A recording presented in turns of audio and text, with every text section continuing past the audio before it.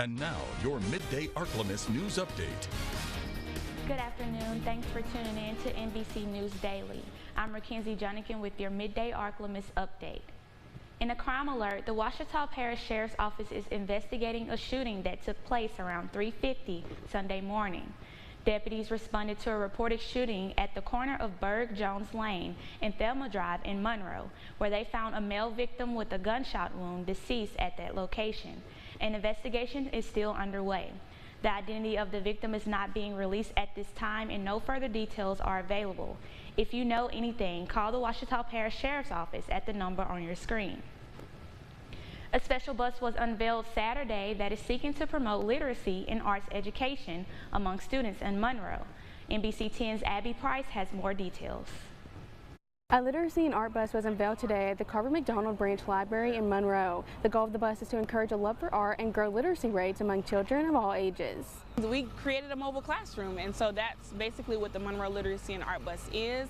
It's going to travel from neighborhood to neighborhood, and we're going to bring literacy and arts programming straight to the students. Alicia says the idea for the bus got started when she and a Richwood High School teacher put together their visions to be advocates for education for students. Now the bus is going to be targeting different schools and different demographics to teach about reading, art, and educational success. The goal of the Monroe Literacy and Art Bus is to promote literacy and arts programming at every age. So we have different groups. We have our pre-K explorers, that's our 4- and 5-year-olds, and their goal will be to help to learn how to read, to learn phonics, to learn just basically the beginning stages of reading.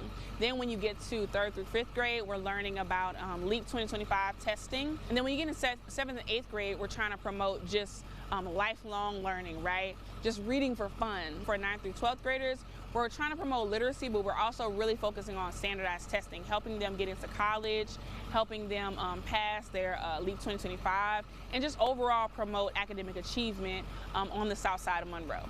You can find a schedule and information about where the bus is heading next on the Well Church's Facebook page. The bus plans to move to different community locations every 4 weeks to host educational activities for students. Reporting in Monroe for your Ark-La-Miss news source, I'm Abby Price. Tickets for this year's St. Jude Dream Home are now on sale. Remember, only 8,500 tickets will be sold this year, and they continue to sell at our record pace every year. If you get your ticket today, you will be entered to win the Dream Home, a car, and a Visa gift card. Get your ticket online at dreamhome.org or call 800-726-9874. Do you have a daughter or know someone who is a woman in sports? We want to celebrate them on our morning show. Send us a video sharing a highlight of them playing their sport and share their name and what sport they play. There's no age requirement or limit, so send us a video and we'll put it in our morning show every Wednesday. Our email is mornings@nbc10news.net. And now, Storm Tracker Doppler weather with meteorologist Trey Tonneson.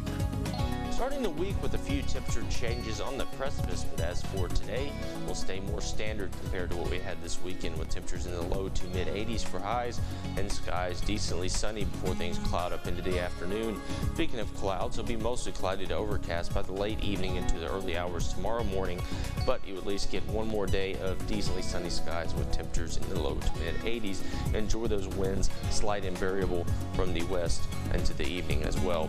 But speaking of this evening, going to be into the mid 60s with those clouds building into the back half of your week as well. But speaking of the midpoint of your week, we'll actually see mostly cloudy skies continue closer to overcast by Wednesday. The front that was projected to pass through on Thursday has slowed down just a bit into Friday, bringing showers and storms, but slight shower chances remain for Thursday.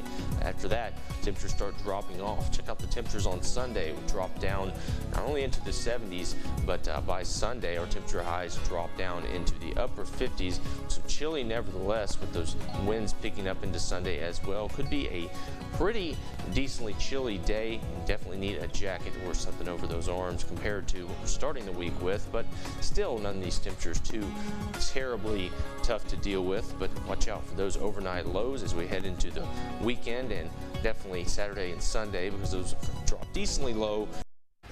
That's it for your midday update. Be sure to have a great day. NBC News Daily continues.